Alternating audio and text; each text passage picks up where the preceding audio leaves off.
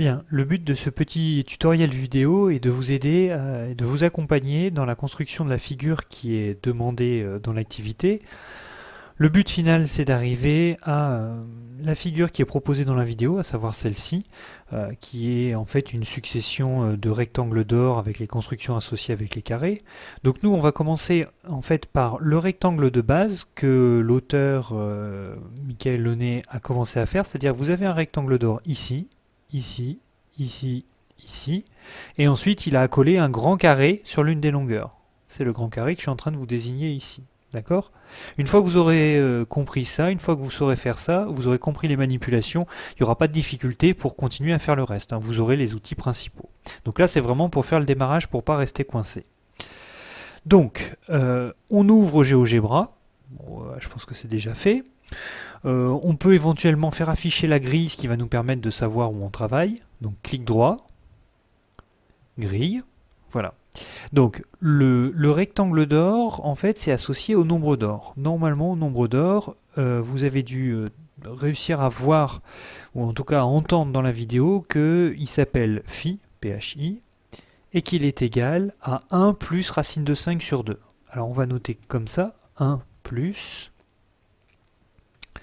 entre parenthèses bien sûr, alors racine c'est SQRT de 5, donc là j'ai écrit 1 plus racine de 5, et il faut que ce résultat il soit divisé par 2.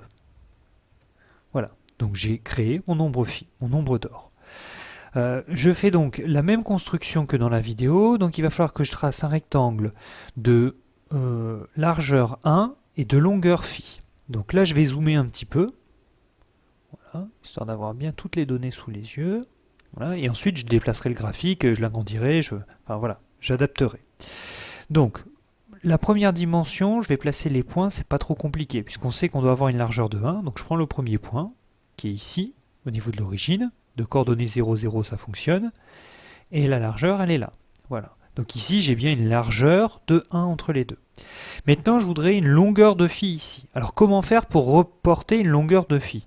Eh bien, si vous étiez en géométrie pure, ce qui se passerait, c'est que vous prendriez un compas, vous allez planter en A, faire un écartement de phi, faire un coup de compas, et l'endroit où ça coupe l'axe, ça va donner la longueur phi. Et bien, on va faire exactement la même chose. On va demander de construire un cercle qui soit construit par centre et rayon.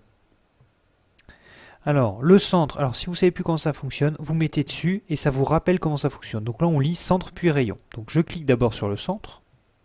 Il me demande le rayon. Le rayon, je le connais. C'est le nombre que j'ai défini ici. Donc notons phi.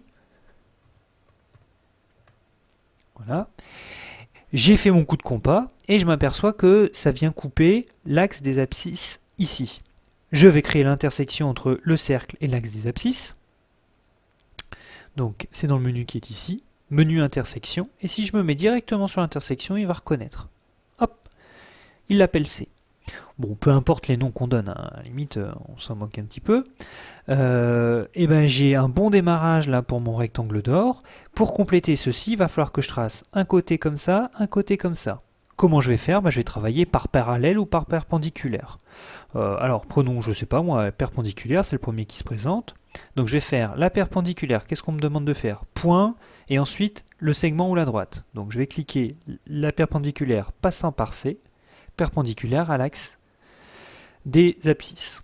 Même chose pour B, toujours avec la perpendiculaire, passant par B, perpendiculaire à l'axe des ordonnées. J'ai un point d'intersection ici. Menu intersection. Je viens intersecter les deux. Et voilà, j'ai mon rectangle d'or. Alors généralement, quand on a défini un quadrilatère avec GeoGebra, en fait, il faut le définir en tant que quadrilatère. Dans le menu ici, vous avez quelque chose qui s'appelle polygone, polygone quelconque. Et bien ça, un polygone, c'est un quadrilatère, par exemple. Un quadrilatère, en fait, c'est un polygone particulier, pour être précis. Voilà. Voilà. Voilà. Et voilà. Et je reconnais mon rectangle d'or. Donc le rectangle d'or, c'est en fait le rectangle qui est ici, hein, celui-là, celui du rectangle de départ. Voilà. Donc j'ai dit que j'essayais d'aller un petit peu plus loin, je voudrais faire le carré qui est en dessous. Alors, je clique sur déplacer, je déplace ma figure, Je vais peut-être la réduire un petit peu histoire d'y voir quelque chose parce que sinon ça va déborder. Est-ce que j'ai autre chose là pour faire mon carré à coller? Bah oui, parce qu'en fait je sais qu'un carré il doit avoir les mêmes dimensions sur les quatre côtés. Je la colle au niveau de AC qui a une longueur phi, et ben en fait cette longueur phi je la retrouve ici aussi. Donc j'en profite de ma construction. Je vais chercher le point d'intersection. Je me mets directement sur l'intersection des deux objets, pardon. Je refais un coup de perpendiculaire. Allez, on va changer, on va faire un coup de parallèle. Ici, parallèle. Donc parallèle passant par E, parallèle à l'axe des abscisses. Point d'intersection. Et voilà. J'ai fini mon quadrilatère. Je le définis en tant que polygone. Tac. Tac. Tac. Tac. Voilà. Il est bien défini, pas de problème. Il y a des choses qui ne sont plus utiles. Très bien, je les efface. Le cercle de construction, pour l'instant, il ne sert à rien. Clic droit, je désélectionne afficher l'objet. Ça ne sert plus à rien. Clic droit, je désélectionne afficher l'objet. Ça sert à rien. Clic droit, j'enlève afficher l'objet. Et même sort pour celui-là.